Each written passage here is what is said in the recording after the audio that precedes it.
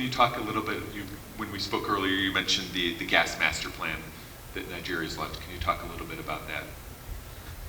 So the gas master plan is essentially a gas development action document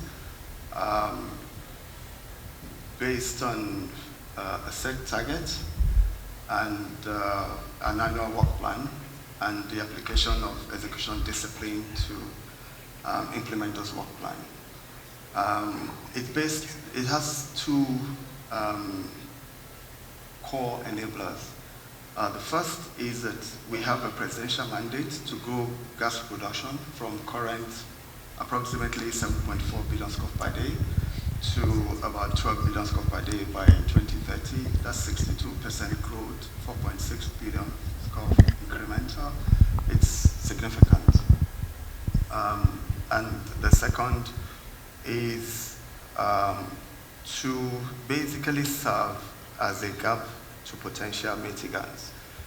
From the current reserves level of about 210.5 TCF, there is, by most estimate, the potential to grow gas reserves in Nigeria to approximately 600 TCF.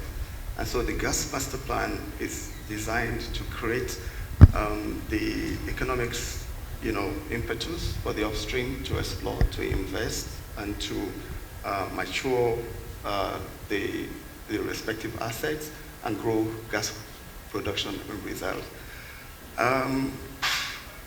There are a number of transformation dimensions to the gas master plan.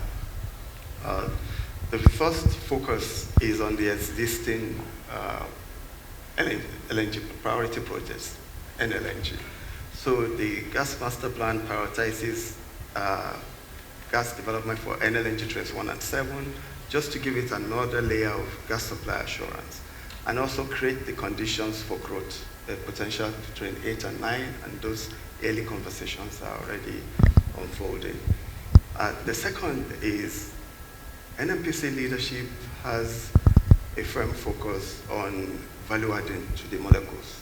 And so it's not just selling gas, it's, adding value and, all across the value chain. So we are in early discussions with certain potential partners to develop gas-based industry hubs in gas-producing clusters all over the country, QYT, Brass Island, Escravos, to significantly grow our portfolio, our GBI portfolio. Currently, Nigeria is the top GBI domain in Africa, but the target is to grow that by 2030, 2031 to become one of the top 5.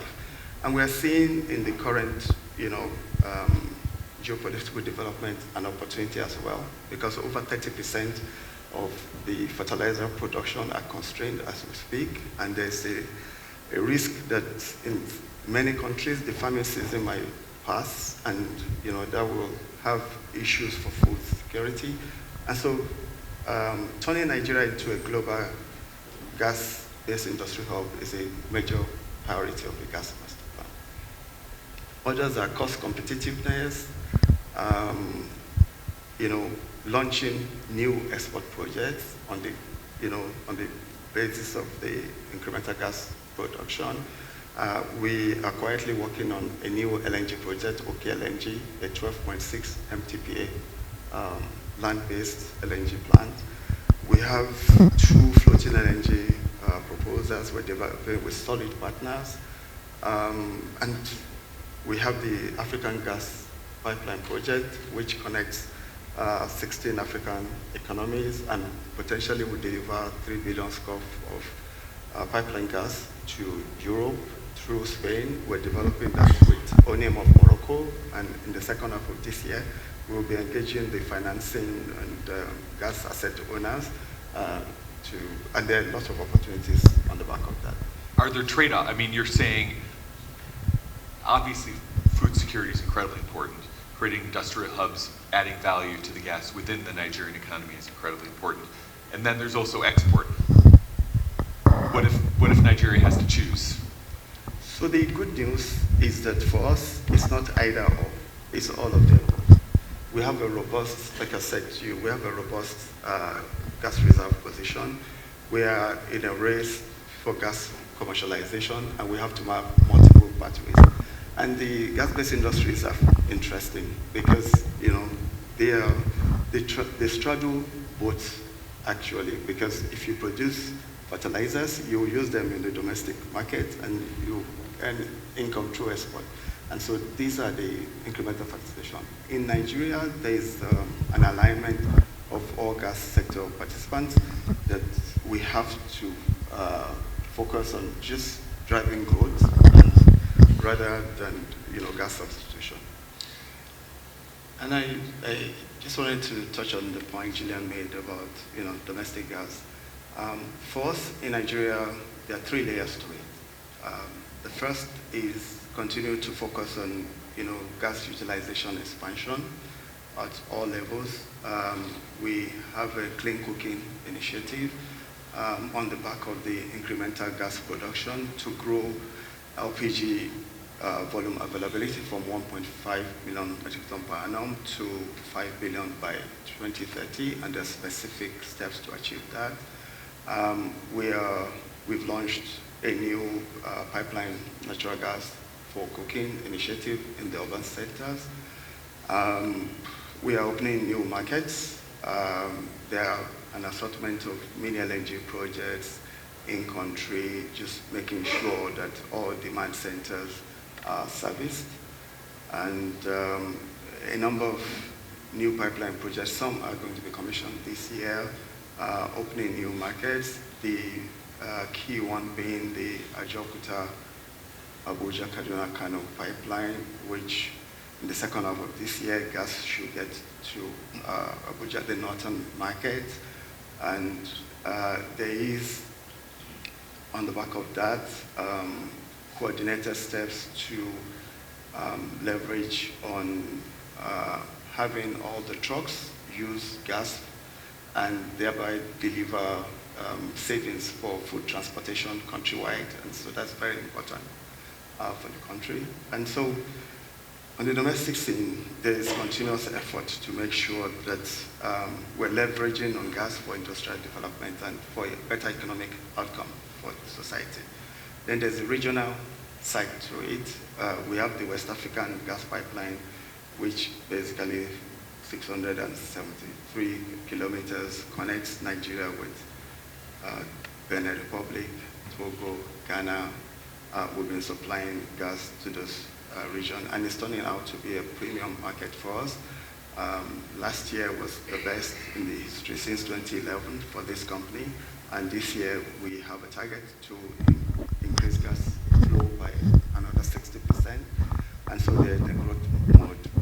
And then the international market, you know, the overall objective is to deepen Nigeria's credential as a solid global gas producer that is, you know, making important contributions to enable energy abundance globally. And so that's something we take serious as well. On the West Africa gas, just to clarify one point, because before there was this vision of a trans-Saharan pipeline going across the desert to Europe. Now you're essentially adapting something that's already there, West Africa gas pipeline, and sort of going up the coast where there's unserved markets. Is that basically the concept? So the West African gas pipeline is already operational and connects 4 countries. It's been successful, and we continue to grow throughput on that pipeline, and it's benefiting the economies of these countries. Then we are building on that success and on the learning to extend it with our partners on him to do the bigger pipeline, which is almost 6,930, connecting 16 countries and going to Europe. That's the African Atlantic gas pipeline. There is the Trans-Sahara gas pipeline, but we are in a process of just revalidating the feasibility, the economic feasibility of that pipeline before we take the next step. Because for us, it's about getting to the market at the most efficient price. It's not just doing projects for sake of the project. So LNG Train 7 is being commissioned next year, is that right? Yes, so that's 35% growth on NLNG's capacity, 8 billion MTPA commission next year. So NLNG is also in a great phase. And you must have had a lot of conversations recently that have been helpful of taking FID in Train 8 and maybe Train 9, is that? Yes, but for us, the first is to showcase learning, because NLNG is a great example of NMPC's credential for solid partnership, for win-win partnership. The partnership has gone through different curves, divestment by some of our partners, and it's still going strong.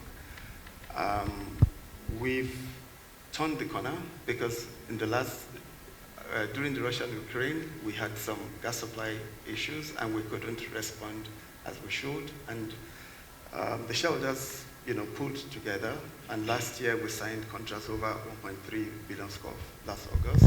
And now LNG is in a new era, and with the gas master plan, we are having preliminary conversations around Industrializing and features. So yes, it's moved from managing constraints to an era of gas supply abundance. So in Nigeria, we're in a very fortunate situation. We have an all-of-society alignment to leverage on gas for economic growth, and both at the governmental level, gas sector participants, NMPC, there is broad-based alignment. There are no breaking news. We're all working together. It's about cost competitiveness, focusing on the things that are within our control, making sure that we follow multiple pathways to accelerate gas development, and making sure that this translates to better economic and living conditions for the good people of the country. So we're in a very unique moment, and gas is the opportunity space. That's a great place to end it. Thank you so much to my panelists. Wonderful panel. Thank you all for joining us. Enjoy the rest of your day and the rest of your week here at SEER Week.